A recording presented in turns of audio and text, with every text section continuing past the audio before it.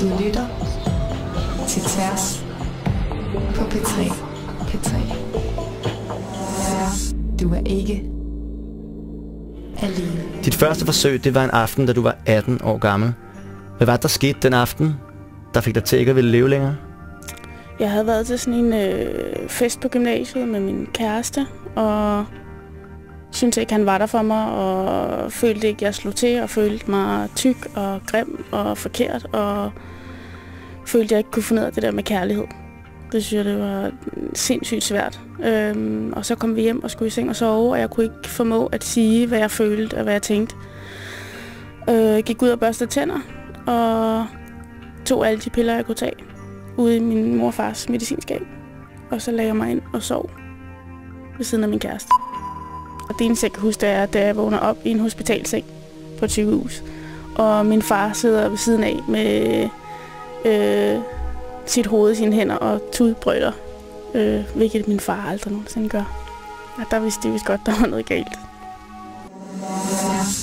Men jeg tænker bare, det kan jo ikke kun være derfor, at man vil slutte det hele, og vil gøre noget, der er så drastisk. Der må være noget mere grundlæggende problematisk i ens liv. Hvorfor vil du gerne dø, tror du? Jeg tror bare, at jeg altid har følt mig forkert. Har aldrig følt, at jeg har fået lov til at være ked af det. Når jeg var ked af det, så har jeg altid gjort rigtig meget for at lade som om, jeg havde det godt. Selvom jeg måske ikke havde det. Og alle de grimme følelser, som at være ked af det eller være vred, skulle bare fejse ind under gulvtæppet. Så tror jeg bare, at jeg fejlede. Jeg kunne ikke finde ud af det, der var så basalt som at være menneske. Det synes jeg, det var svært. Men har du altid følt, at du var forkert? Ja, jeg har altid følt, at jeg var for sart, for stille, for genert.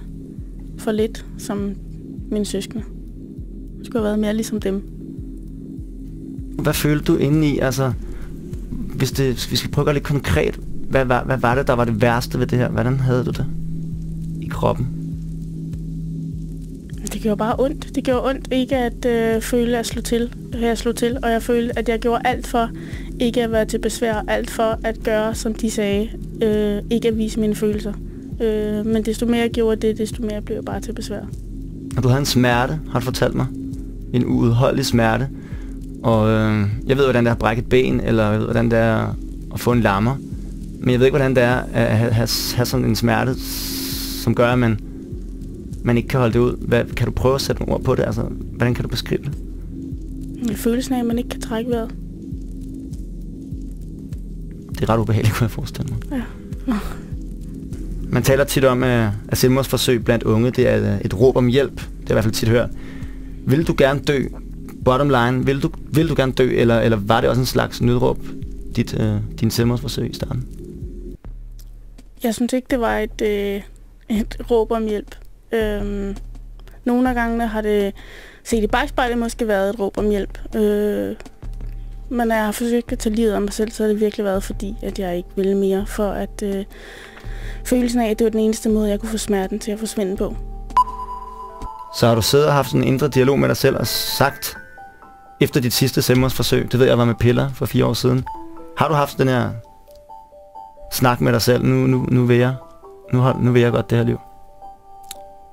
Jeg tror, jeg fandt ud af, at jeg var nødt til at tage et valg om at leve eller dø, og jeg var træt af fejlslagne selvmordsforsøg. Og så tror jeg bare, at jeg sagde nej. Jeg skal vende den stædighed, jeg har, og den destruktivitet, jeg havde, den skulle jeg vende til noget positivt, og vende til at kæmpe for at leve, i stedet for at kæmpe for at dø. Du lytter til Tværs på P3. P3. Tværs. Du er ikke alene.